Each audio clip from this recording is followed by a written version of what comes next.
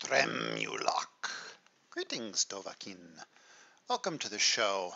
Today I am going to be continuing my discussion on building around a curve with a deck I have entitled The Undying Parthenax. I'll get to the reason behind that title in just a moment. First off, I want to start with the focus of building on that curve, in the idea that this deck does have things that I can be doing on turn one, drain vitality, or word wall if I can come up with it, and either the drain vitality or a soul tear. Word wall, actually I've been playing with it and I'm actually very pleased by this card.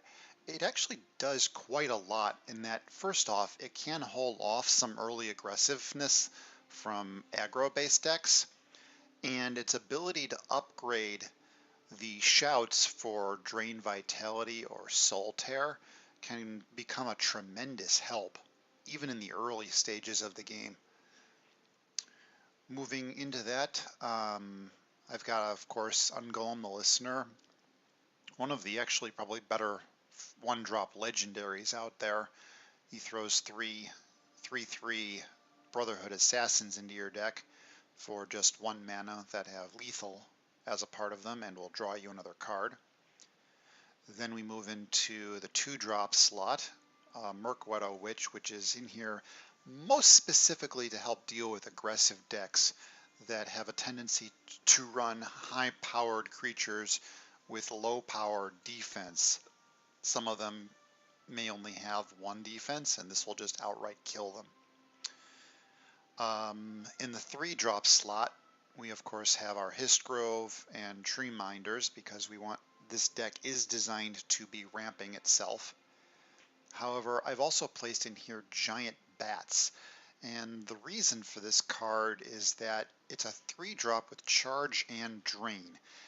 Now, its power at 2 doesn't yield that much health back on the initial thrust.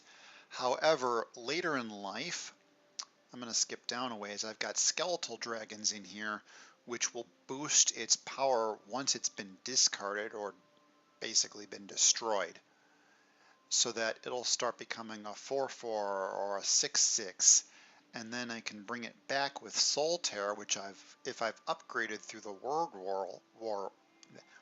walls, can give it up to an additional +5/+5 for just 6 mana at that point, because it's 3 for the Soul Tear plus 3 for the Bat again, will bring down what could be a 9/9 with charge and drain, and that can save me from dying in some circumstances. Continuing then, we've got in the 4-drop slot the Falkreath Defilers, because I love returning things from my discard pile, and a Mundus Stone. This is actually a card that I would heavily recommend for new players to be one of the first crafted legendaries that they make. It'll allow you to anytime you play a creature, it gets a random keyword, which can be breakthrough, charge, drain, guard, lethal, regenerate, and ward. Nothing bad in there anywhere. Into the 5-drop slot, I've got Leaf Lurkers. They can easily just destroy any wounded creature. Very powerful. Shadowfen Priests, silence a creature or destroy enemy supports. Supports can just wreck your day if they're not removed, some of them. The Thornhist Mage. It is another creature that will increase my Magica, and it's also nice because it has guard. In the 6-drop slot are Shearpoint Dragons, which reduce the power of creatures by -2/-2 when it enters. And the Spine of the Elder's Blood, a 6/6 for 6 that also increases my Magica. I definitely want to be increasing my Magica because this deck is a little bit more focused around the late game, and all of these cards that I've placed in here that do that will help with this idea. I don't even know how you pronounce this. Nahagaliv. He's a 7/7 for 7 who can't be the targeted of spells or abilities my opponents control. I already mentioned the Skeletal Dragons. This deck also runs 3 copies of Blood Magic Lord, who upon summoning and slaying will add a Blood Magic spell to my hand. There's one in here that I'm actually interested most of all, and that is the one that returns one of my creatures back from the discard pile and one of my opponents, just for added kicks and giggles. And then we come to the dragons, Udavig, Parthenax, and Alduin. Parthenax, when he comes into the battlefield, gives me 3 random shouts, and if one of them, even just one of them, is a soul tear, those shouts cost 0 Magica, and when he dies, I can just bring him back again. And I've had several games where I have just repeatedly brought him back from the discard pile over and over and over again. And that is why I call this deck the Undying Parthenax. So that is what the deck looks like, and let me give you a game or two to show you how it actually plays out. And with any luck, I'll actually have one of those games where Parthenax will do his ever undying thing.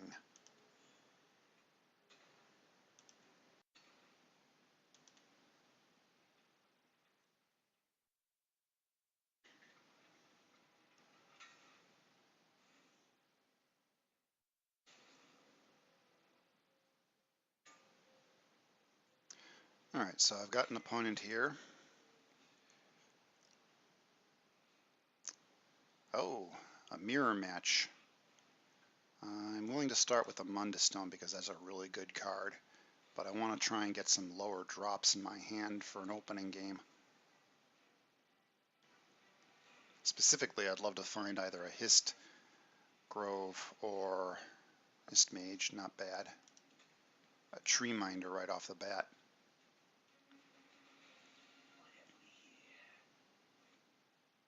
Now, I'd actually considered putting that card into the deck. However, in the long run, it's been my opinion that the card just doesn't do enough work. Yes, it draws you another card and it replaces itself and it gives you a guy on the board, but that's about all it does. And my opponent is now doing what I wish I could be doing.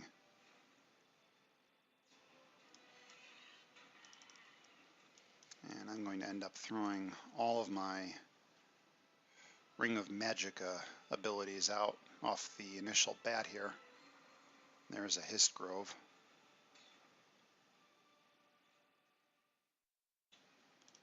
In a vain attempt to just simply keep pace with my opponent. Ward, very useful. Spine of the Elder's Blood.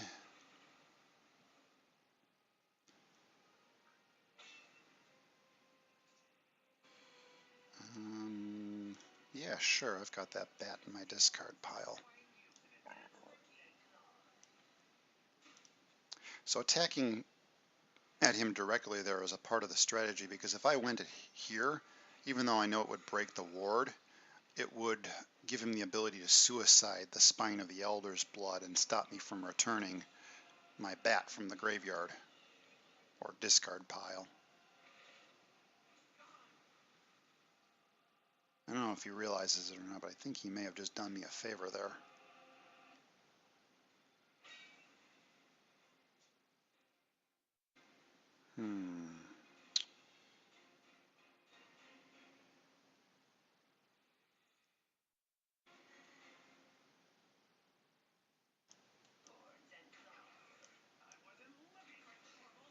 I could have gotten through and killed that directly, but I like this option a little better.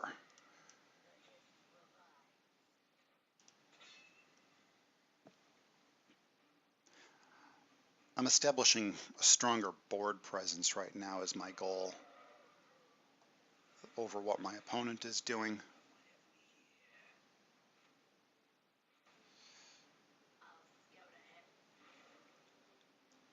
Even though they're gaining more max Magica than I am, and I'm not completely happy about that, my board state is better than theirs. And I am hoping that that will give me the advantage I need. Drain life.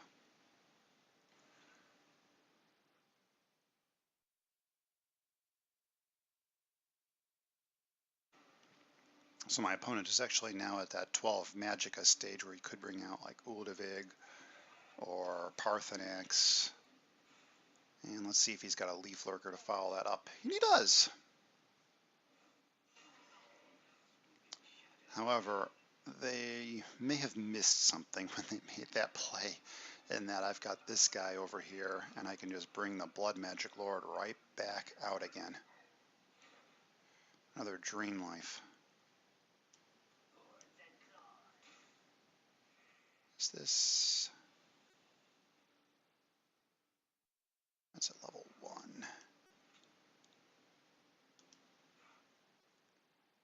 I don't see any need to be bringing anything back out here.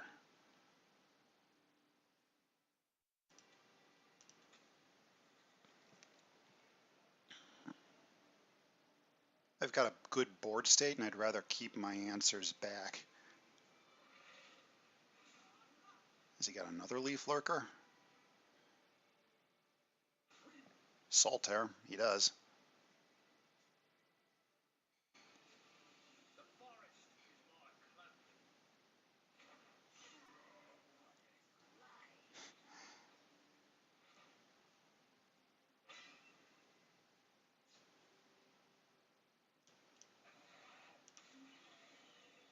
I'm going to kill that.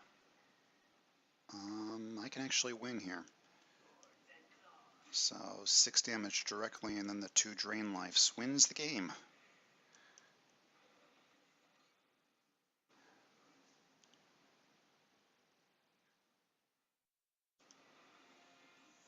So that is 1 victory.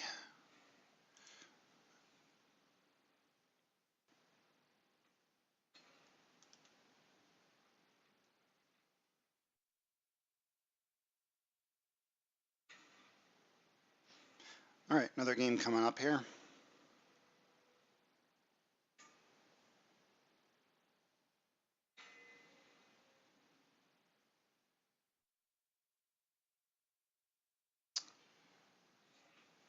And once again, I don't want to be starting off with high drops if I can help it. Although with those colors, this could be a bit of a control deck.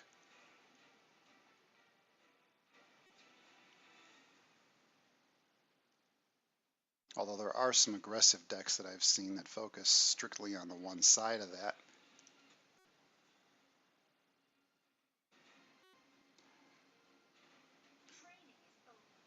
This is going to be an aggressive deck. Word Wall's nice. I don't have anything to use it, and I want to try and get rid of that. Because this thing can get... 5th Legion trainers can become absolutely disgusting if ignored.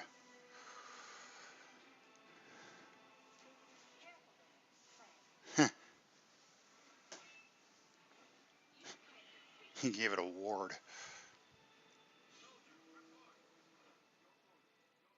And I was right. That thing is getting to be disgusting.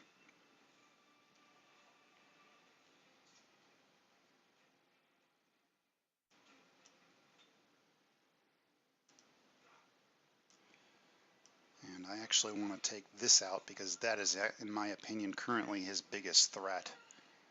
The wall stopped these for at least a turn.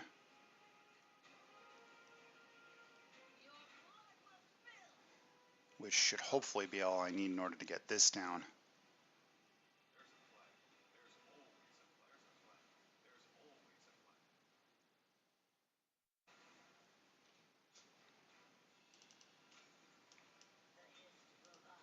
I don't know that it really matters which side of the board I put this on. With any luck, it'll stop 2 of those. And it seems my opponent has an answer.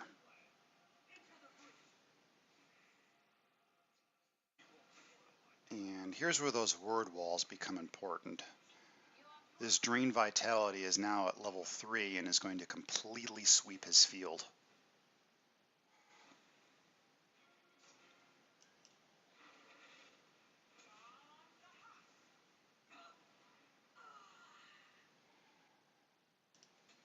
And I feel confident just passing the turn here. I could start to bring that bat back. I'm actually a little surprised to see that card. It's not, doesn't fit ideally in the deck type that he seems to be playing.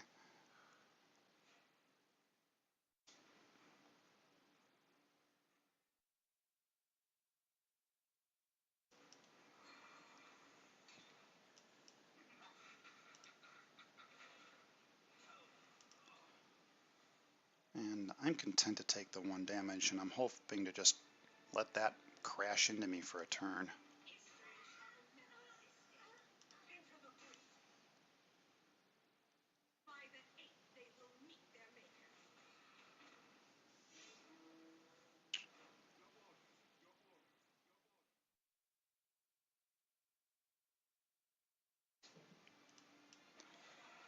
Shearpoint dragons are great for killing Daggerfall mages. They're just great.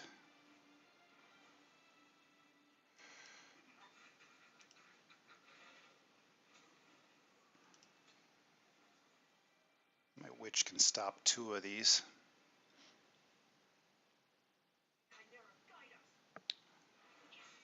That'll be a problem for this turn, but I've got an answer for it.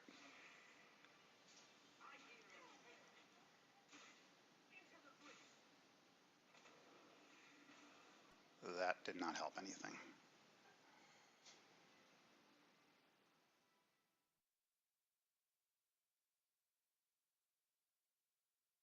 Just thinking my turn out here.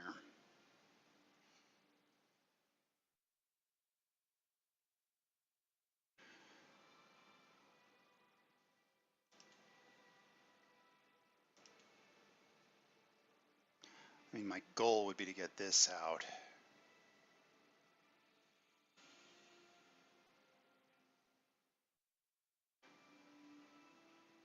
I've got 10. I can knock this out and then play this over here. That'll leave him dealing 3 damage to me.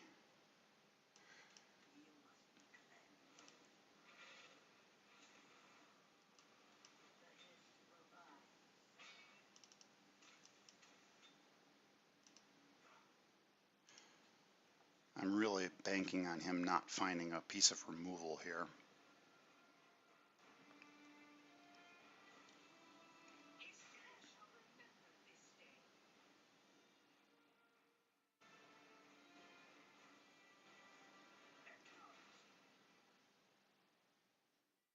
This could be either a very close game or not. Another Daggerfall mage. I'm not terribly concerned about that. Alright, that's going to change my play. I mean, I'd love to get this out.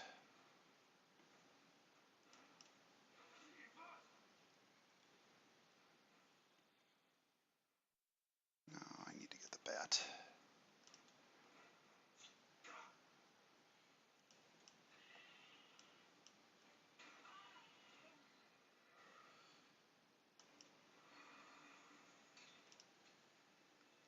I needed that 4 life back. And this is where what I was saying earlier about that bat and soul tears becomes super relevant, because what's going to happen on this turn is I'm going to drop this dragon down, and that dragon is going to make this bat, where'd that bat go, bigger. Another bat.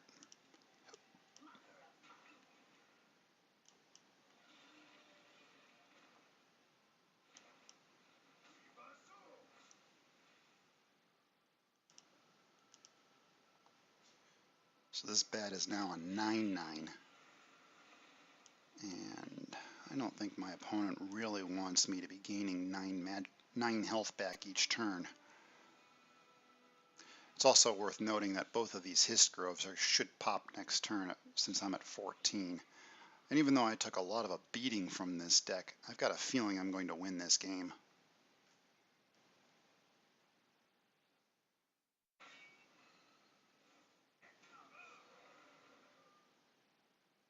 Gives me back my Hist Mage, will be a 4/7.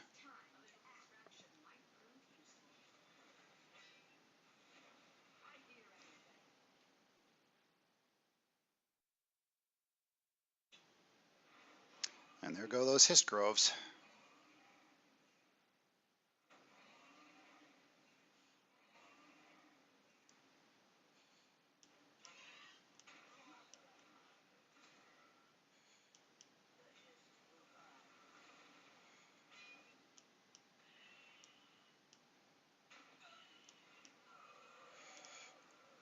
And I am now all set and positioned to win on my turn.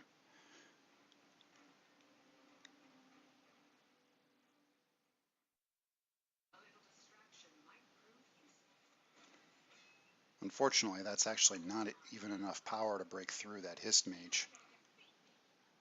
And I'm feeling fairly confident with this bat out here to just ignore this stuff and push for victory.